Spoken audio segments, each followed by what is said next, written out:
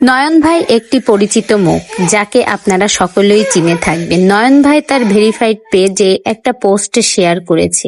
সেই পোস্টটিতে লেখা আছে এরকম: নীরবতা চূড়ান্ত প্রক্রিয়া, তাদের নীরবতা দিয়ে হত্যা করুন, একটি হাদিস দিয়ে তাদের কবর দিন। যারা তোমার নীরবতার যোগ্য তাদের পিছনে শব্দ নষ্ট করো না।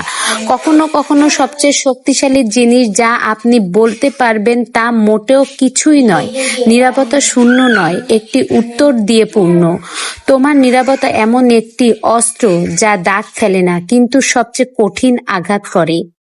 তো নয়ন ভাইয়ের ভেরিফাইড পেজের পোস্টটিতে লেখা আছে এইরকম, যেটি এখন আমি আপনাদের মাঝে পড়ে শোনালাম। এই পোস্টটি কিন্তু অনেক প্রশ্নের উত্তর দেয়। আপনারা জানেন রিসেন্টলি কিন্তু নয়ন ভাইয়ের বড় বউ চলে গিয়েছিল। এই কিন্তু একটা নাটক তৈরি করেছিল নয়ন ভাই, যে আমার বড় বউ কাকলি ছোট বউ পূর্ণিমার উপরে রাগ করে চলে গেছে।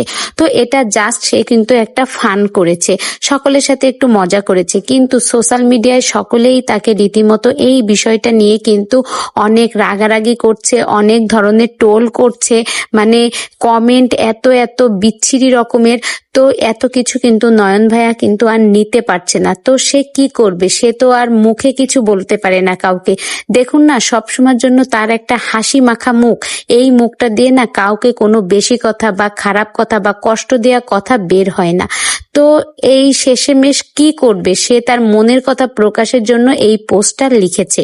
তো পোস্টটা যদি আপনারা পড়েন তাহলে বুঝতে পারবেন যে পোস্টটাতে কি কথা তিনি বুঝিয়েছেন।